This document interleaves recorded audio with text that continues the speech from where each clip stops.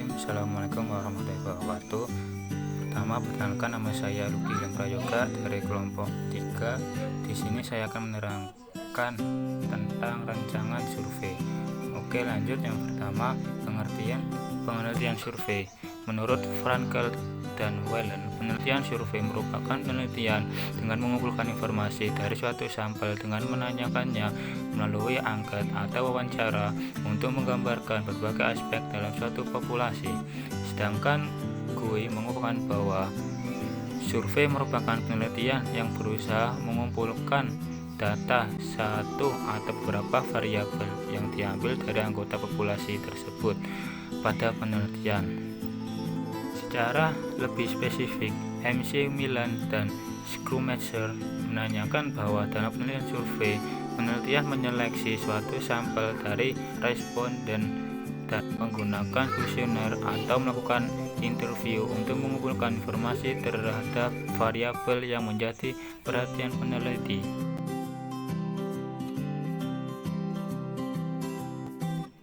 Yang kedua, saya akan menerangkan karakteristik ilmiah penelitian survei.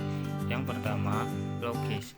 Kekhasan yang pertama penelitian survei itu adalah kelogisan. Penelitian survei dilaksanakan dengan menggunakan prosedur berpikir logis dalam arti rasional. Cara kerja yang tidak rasional tidak dapat dipakai dalam metode penelitian survei. Unsur-unsur kelogisan yang dimaksudkan dalam kekhasan yang pertama ini benar-benar mirip dengan kelogisan dalam paradigma positisme. Yang kedua yaitu deterministik. Sebagai konsekuensi cara berpikir logis tersebut, penelitian survei harus menentukan sistem atau kerangka berpikir terlebih dahulu dalam membangun hipotesis untuk dibuktikan. Hipotesis tersebut bersifat eksplanatif terhadap variabel-variabel yang terkait. Eksplaninya dapat berupa eksplanasi mengenai hubungan korelasional maupun hubungan kausal atas beberapa fenomena yang dijadikan variabel. Yang ketiga, general. Penelitian survei yang notabene menggunakan sampel dalam penelitiannya tidak dimaksudkan hanya untuk menjelaskan sampel dimaksud apa, melainkan untuk digeneralisasikan secara lebih luas sampai kepada cakupan populasinya. Oleh karena itu, penelitian survei tersebut bercirikan umum atau general. Yang keempat, parsimonious. Penelitian survei adalah penelitian yang hemat karena beberapa hal. Pertama, untuk meneliti populasi yang besar, seorang peneliti dapat menghemat energinya dengan cara pengambilan sampel. Dan yang kedua, untuk meneliti fenomena yang rumit dalam kehidupan, banyak unsur yang saling terkait satu sama lain. Dan yang ketiga, yaitu untuk menganalisis data. Sang peneliti dapat menggunakan mesin atau komputer sehingga analisis dapat dilakukan secara lebih efisien. Yang terakhir yaitu spesifik. Penelitian survei disebut spesifik karena sebelum pengambilan data, sang peneliti harus menyusun definisi operasional terhadap variabel-variabel yang diteliti. Di samping itu, terkait data lapangan, instrumen-instrumen pengambilan data harus dijamin validitasnya. Akibat data yang diperoleh juga dijamin valid.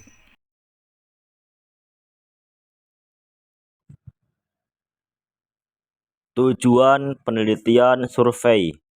Penelitian survei menurut Soehartono diklasifikasikan mempunyai dua tujuan. Yang pertama, bertujuan untuk memberikan gambaran atau penjelasan tentang sesuatu. Dan yang kedua, bertujuan untuk melakukan analisis. Pertama, survei dapat dilakukan dengan tujuan semata-mata untuk memberikan gambaran tentang sesuatu. Survei semacam ini disebut survei deskriptif. Survei deskriptif berkaitan dengan situasi yang memerlukan teknik pengumpulan data tertentu seperti wawancara, angket, atau observasi.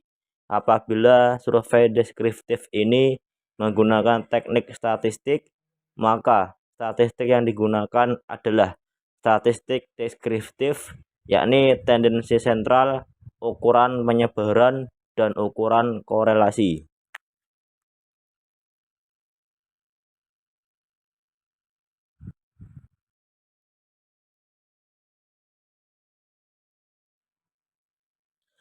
Langkah-langkah penelitian survei. A. Menentukan permasalahan. B. Menentukan tujuan penelitian. C. Menentukan tipe survei. D. Sampel desek. E. Menentukan besarnya sampel. F. Membuat pertanyaan dan memilih alat tes apa yang akan digunakan. G. Menentukan bentuk data collection sesuai definisi konseptual alat penelitian. H. Memproses data. I. Melakukan analisis data. J. Pembahasan hasil.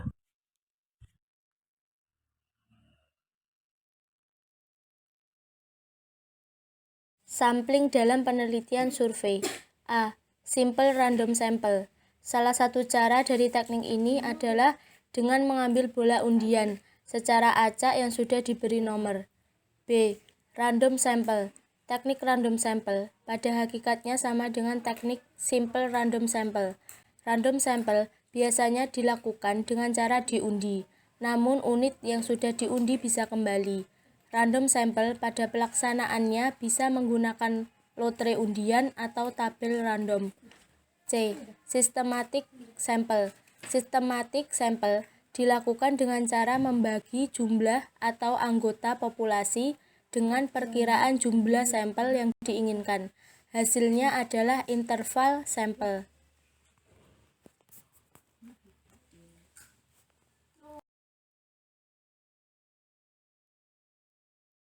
D. Stratified sampling. Jika suatu populasi terdiri dari unit yang mempunyai karakteristik yang berbeda-beda atau heterogen, maka teknik pengambilan sampel yang tepat digunakan adalah stratified sampling. Pelaksanaan pengambilan sampel dengan stratified mula-mula menetapkan unit-unit anggota populasi dalam bentuk strata yang didasarkan pada karakteristik umum dari anggota-anggota populasi yang berbeda-beda. Setiap unit yang mempunyai karakteristik umum yang sama dikelompokkan pada satu strata. Kemudian, dari masyarakat masing-masing strata diambil sampel yang mewakilinya. E. Conference sampling. Teknik sampling ini memiliki sampel yang aksesibilitasnya kepada penelitian cukup dekat, sehingga teknik ini cukup subjektif. Penelitian hanya akan mengajukan pertanyaan survei kepada orang-orang terdekatnya, seperti teman, kerabat, keluarga, atau kolega.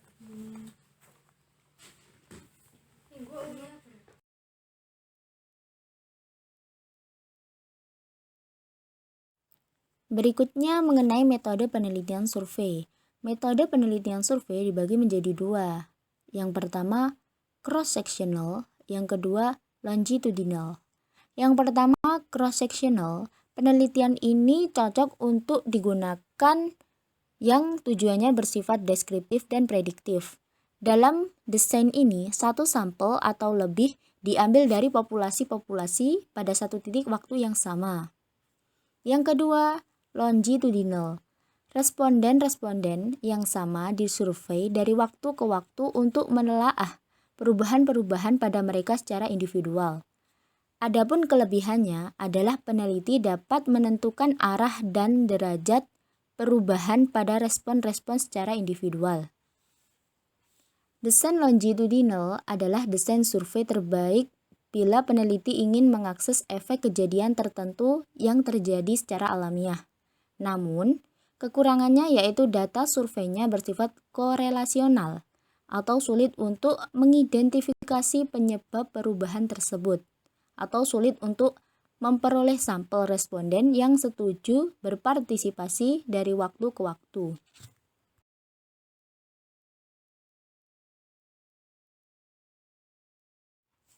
Berikutnya mengenai metode pengumpulan data. Di sini dibagi menjadi 4. Yang pertama, mail survey. Yang kedua, personal interviews. Yang ketiga, internet interviews. Yang keempat, focus group. Yang pertama, mail survey. Mail survey merupakan salah satu metode pengumpulan data yang cukup praktis, karena peneliti hanya perlu mengirimkan kuesioner kepada responden melalui email. Kelebihan dari teknik ini adalah cepat dan nyaman, mengurangi kemungkinan interviewer bias, baik untuk menangani topik-topik pribadi atau sensitif. Adapun kekurangan adalah kuesioner harus benar-benar jelas. Respons bias atau representativitas sampel terancam karena tidak semua responden menyelesaikan survei, sebagian besar disebabkan response rate rendah. Yang kedua, yakni personal interviews. Peneliti melakukan wawancara secara langsung menggunakan pedoman wawancara yang telah dibuat sebelumnya. Kelebihan dari teknik wawancara pribadi adalah kontrol peneliti lebih besar, sedangkan kekurangannya kemungkinan response rate rendah, interview bias, mahal, butuh waktu banyak. Berikutnya yang nomor 3, yakni internet interviews. Kini survei semakin populer melalui media internet.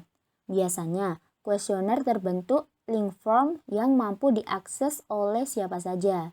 Adapun instrumen survei online yang pernah penulis temukan adalah seperti Google Form, Typeform, Monkey Survey, Klein-Herbert, Zoho Survey, dan lain-lain.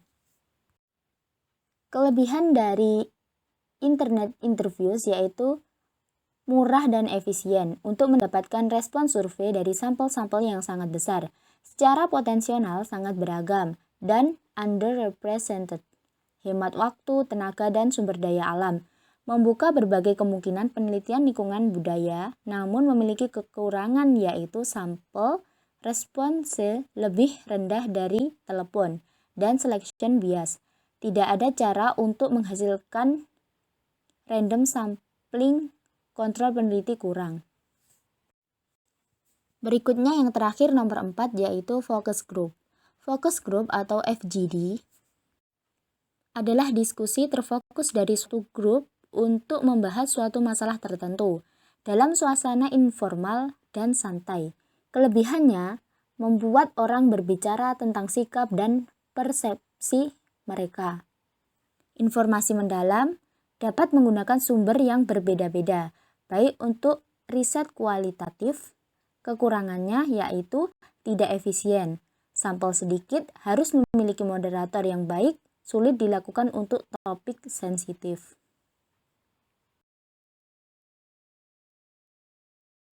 Bismillahirrahmanirrahim. Assalamualaikum warahmatullahi wabarakatuh. Saya Alifah Nurjana. Di sini saya akan menjelaskan tentang instrumen penelitian survei. Instrumen merupakan salah satu hal yang bisa dilepaskan dari sebuah penelitian. Adapun yang menjadi instrumen penelitian yaitu kuesioner, mengonstruksi kuesioner, langkah-langkah mempersiapkan responden, jenis kuesioner, skala, dan alat tes.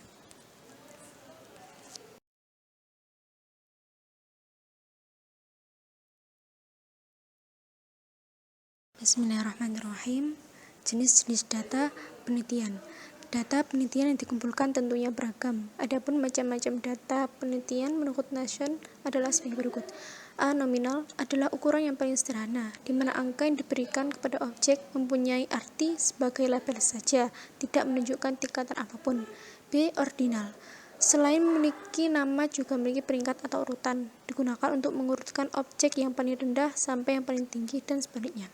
C. Interval, pemberian angka kepada set dari objek yang punya sifat-sifat ukuran ordinal dan ditambah satu sifat lain yakni jarak yang sama pada pengukuran.